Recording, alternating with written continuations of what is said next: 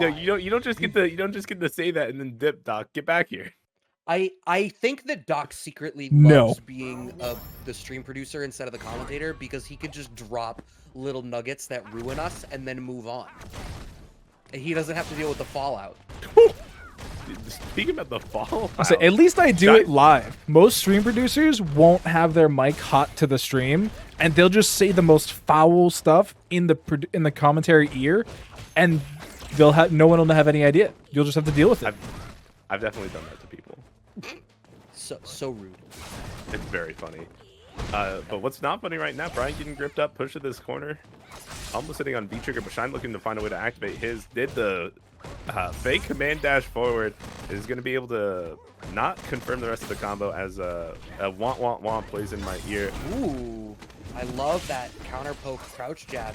Not getting anything off of that. Damn, the crouching strong destroys the kunai, but Shine has such a healthy life lead here. Any opportunity to do like EX kunai into plus frames or just connect with a low forward in that spot where Brian needs to try to do for like a knee or a low forward into Tatsu to make something happen. First round. It was actually the whiff punish on the stand fierce. We saw young Matt doing that a fair bit too, but oh my goodness, wake up reversal EXCP wanted nothing to do with that command dash Oki setup.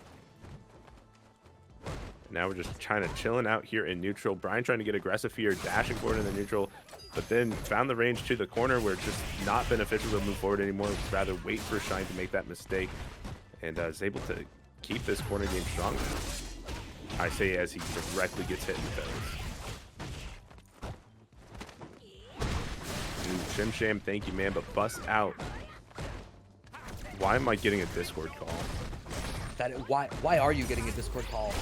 What just happened? Oh, busting out, not respecting the stones, but hey, if you have a tool that lets you disrespect the stones, you may as well. Unfortunately, the situation does not stabilize there for Shine the way that he wanted it to, and Brian is able to close out that round.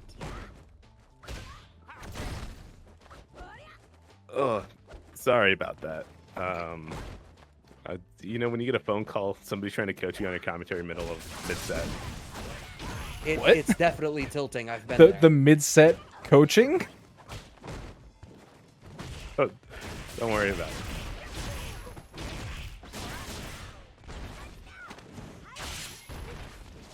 Finding the throw here to Shine, and you can tell I like that Shine tries to cycle in V skill in order to get back that V gauge in some of these spots. But I think what's happening is Brian is recognizing that tendency, finding when Shine is at that like sliver where he's really going to rely on V skill, and is bringing in a lot of verticality in response to it. Thankfully, that round still ended up working out for Shine. He was able to close it out, despite the fact that, you know, I think Brian had overcommitted to like the double jump and wasn't able to get the punish when they went to the air. Let me ask you a question, Brad. You got a college degree? I do. Yeah, you got to say verticality instead of just jumps. Yep. He's hitting you with the Z-axis. Mm-hmm. No, the Z-axis is back and front. XY is up, down, left, right. Look, Doctor's not good at geometry. We all know this. I also do not have a college degree, so take that. He's got us there. I don't know how we're supposed to make fun of him for not having a college degree. All right, +2 again on this Shuriken activation, but the back they're going to be all in Brian S' favor here, just trying to play out the rest of this neutral, and the poke down there. Two in the something. You can't say that on my Christian live stream. I didn't say anything. I said 2. 2 fingers. Yeah, you can't say the number 2. It's against my religion. Oh, well, I got 2 minutes. Banned. I don't know where we're going with this. Anyway, Shine with a life lead, but down the round here in this game too. It's sitting on tons of resources. The low forward connects, and now we're sitting with plenty of... No, the back throw from Brian gets them a fair degree of control, but the interactions with the overhead versus the low forward have proven really interesting so far in this set. Yeah, but it looks like a drop out of Brian there that's going to get him in some trouble. Guess for game situation. Guessed right that time, but still in a rough spot here. Plus frame straight. And here's the activation. Good blocks out of Shine. Right. The rocks are gone. Shine managed to block out all of that, and you're still gonna get hit there? Come Come on! You can't see me, but as soon as Shine got hit, my hands were up. I was just like, come on, like exactly how Brad said it. Just come on, dude. That's how you get hit. You block all the stones, and the delay stand fierce hits you. But good stuff for Brian. Trying everything in his wheelhouse in order to mix up Shine, staying in front, going behind. But full palm to the head. Apparently all that you need.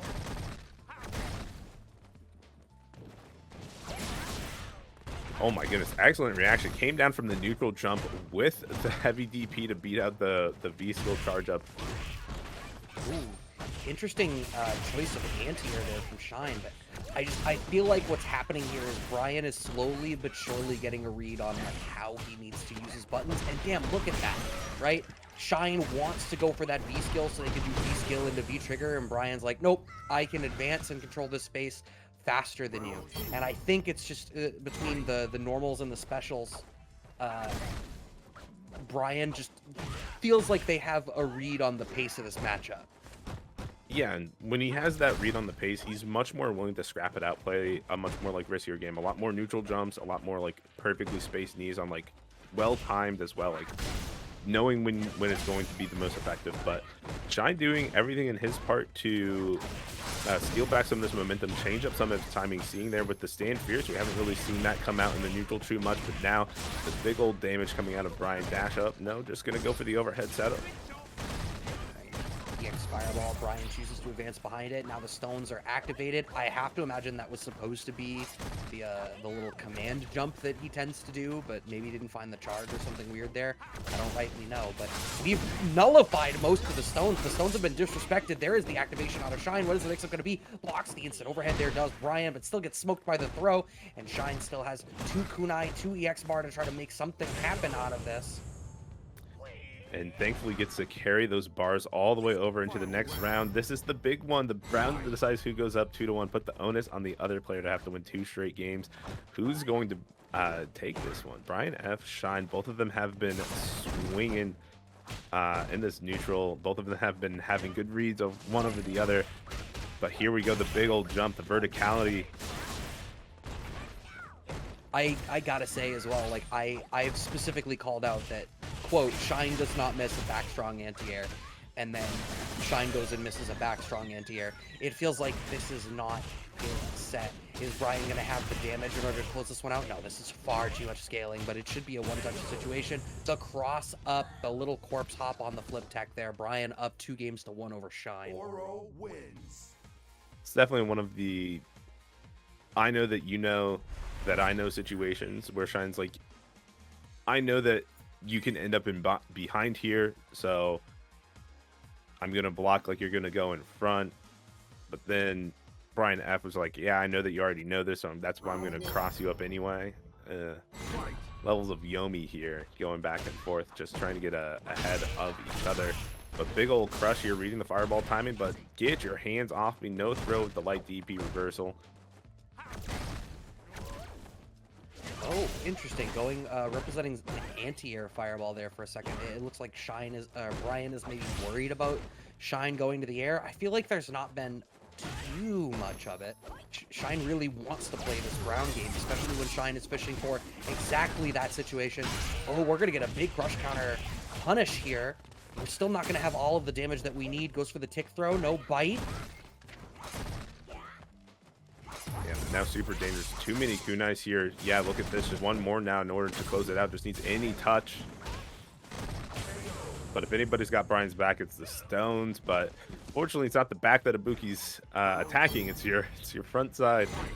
It's gonna give Shine another round here. Let's see if he's able to ride this momentum and tie it up 2 apiece. Or Brian F is going to be able to use this excellent defense, this neutral prowess that he has in order to maintain his lead here. Right, finding the throw. Shine has Brian locked down. Love that. There's that. That was even a really late back strong anti-air, and he found the command dash after in order to get out of the corner. Next touch could be the stun, depending on it. Oh, we're not even going to need it. Just finds the additional throw. Shine is tying this game up 2-2. We're going to a game 5 for our winners finals. Yeah, I was talking earlier about how the psychology can be. Like, you go down 2-1, and you're like, oh, no, you have to win 2 games back to back. But Shine, the way that he won that is definitely feeling like, yeah, what if I'm down 2-1? I'm going to win this one, and then I'm going to have momentum, and I'm going to win the next one. And what are you going to do about it? And that's definitely how Shine is trying to ride into this one, but miss on the kunai situation afterwards, and now just at about 50% life deficit to Brian already. We've seen him be able to come back from this, though. But what I would say is, like, even in terms of the ability of these characters to have volatile swings off of the V-Trigger, Stones is just a much better comeback V-Trigger. And if Brian is able to get Stones in a spot where Shine is already on the back foot, the threat of throw becomes even much more dangerous, right? So it turns it into a win-more situation, and Shine gets one mix-up off of the kunai, really, depending on the hit. You're in a really tough spot here, and Brian finds the anti-air, takes it to set point. Round 2.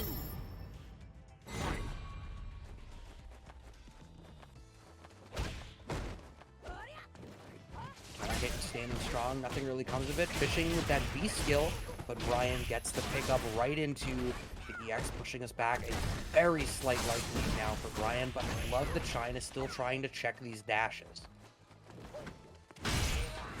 Oh, that could have been a really bad crush. Instead, it looked like Shine wasn't ready with the inputs there and too far to get the confirm into the EX Rida. Instead, just going to have to go back here to this neutral, just pressure it out a little bit here. Oh my goodness, this is actually super tight right now. Both of them are playing this neutral incredibly close to the chest. Brian F trying to get some good old fireball situations, but that jump seems a little peculiar. Maybe wanted to throw the air dagger like that, but missed the input or something like that. And now look at this pressure starting for Shine. Got the overhead to dodge the throw, tying it up. In this final set, it's going to be final round here to see who moves into winner's side of grand finals. Brian F or Shine.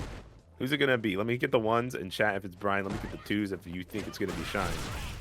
This has been crazy. What a whip punish from Shine to get the party started right into the throw, reset back to neutral. But now, when Shine has the life lead, he can sort of wait it out a little bit more. We've talked about, you know, when you have the life lead, whose job is it to walk into the aggressor's range? And with Shine being in the driver's seat here, this is massive for him. Brian wants for the bust out, and that should do it. Indeed, it will. Shine is able to close this one out. A tight